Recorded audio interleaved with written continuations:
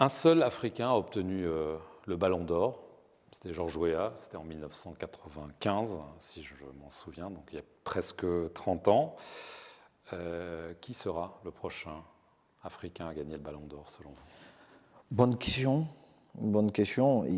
Est-ce que la politique du Ballon d'Or permet aux Africains de gagner le Ballon d'Or? Georges Weah l'a gagné. Oui, mais est-ce que Georges Weah était le seul? Quand vous regardez dans l'histoire du football africain, vous voyez quand même qu'il y a eu des Roger Mila qui sont passés par là. Il y a eu des Samuel Eto'o aussi. Vous n'êtes jamais monté sur le podium. Est-ce que vous pensez que c'est une injustice? Non, injustice, je ne pense pas. Je préfère rester avec les trophées collectifs. Mais il y a eu des Yaya Touré à un moment donné qui était le meilleur joueur au monde. Yaya Touré, pendant 2 ou 3 saisons, était le meilleur joueur d'Angleterre, voire le meilleur joueur au monde, qui n'a jamais gagné de Ballon d'Or européen. Et est-ce que cette politique permet aux Africains de gagner? C'est une question que nous devons nous poser. En équipe du Cameroun, vous avez gagné la Coupe d'Afrique des Nations, mais en Coupe du Monde, ça ne s'est jamais bien passé. Est-ce que c'est votre plus grand regret? L'un des plus grands, parce que nous avions quand même eu de belles équipes. Mais le gros problème en Afrique, c'est de croire. C'est de croire. C'est aussi simple que ça, les gens ne se rendent pas compte. Très souvent, quand vous revenez dans vos équipes nationales, plusieurs joueurs se croient parfois en vacances. Ils se relâchent. Ils se disent que le même respect qu'ils ont pour leur club, ils ne doivent pas le donner à l'équipe nationale. Et on accumule des contre-performances. Mais à l'équipe nationale du Cameroun, on a eu la possibilité. En 2002, je crois, Corée-Japon, on avait une très très belle équipe pour aller très loin. Il y a un footballeur qui a des liens avec le Cameroun, mais qui a gagné la Coupe du Monde pour la France, c'est Kylian Mbappé. Meilleur joueur au monde. Meilleur joueur au monde. Meilleur joueur au monde qui va partir a priori au Real Madrid. Est-ce que vous comprenez qu'il parte ou est-ce que, comme les supporters parisiens, sans doute vous le regrettez? Je suis déjà supporter parisien. Et il est bien évident que j'aurais aimé continuer à voir Kylian à Paris, mais je respecte et je n'ai pas besoin de comprendre sa décision. Je respecte sa décision. Le Real, c'est légitime, c'est normal de vouloir aller au Real? C'est sa carrière. Il prend les décisions selon la vision qu'il a pour sa carrière.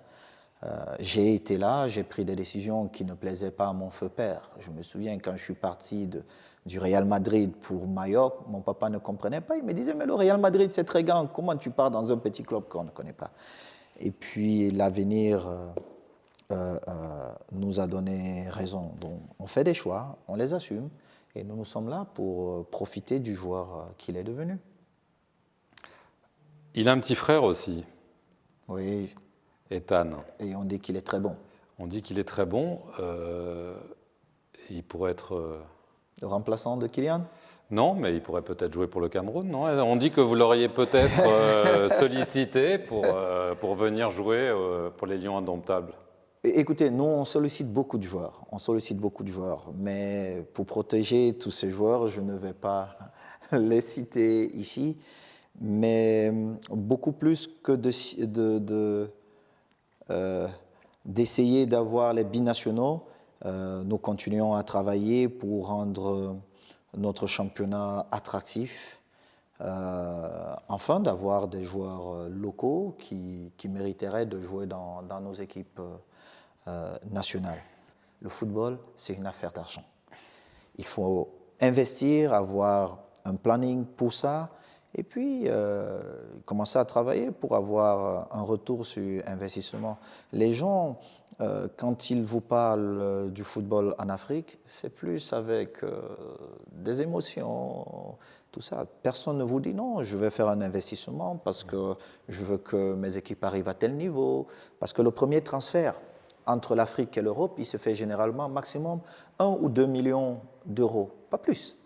Le même joueur, 6 mois plus tard, il est revendu entre 30 et 40 millions d'euros, dont l'Afrique perd beaucoup d'argent.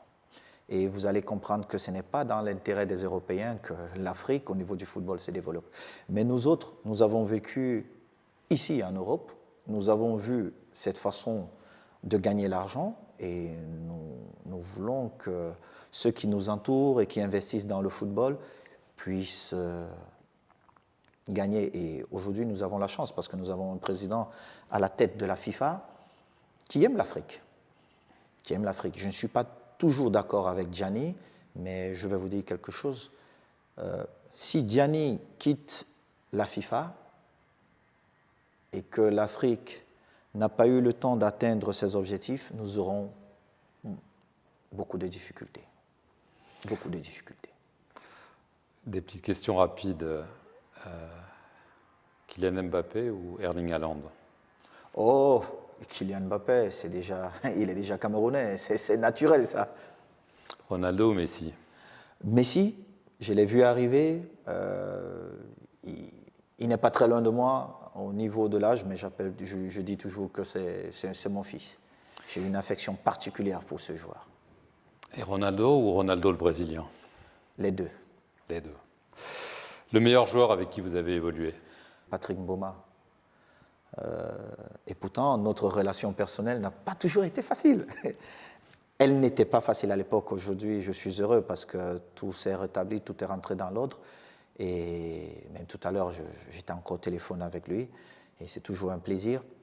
Mais je pense, en attaque, c'est le meilleur coéquipier que j'ai eu au niveau de l'équipe nationale.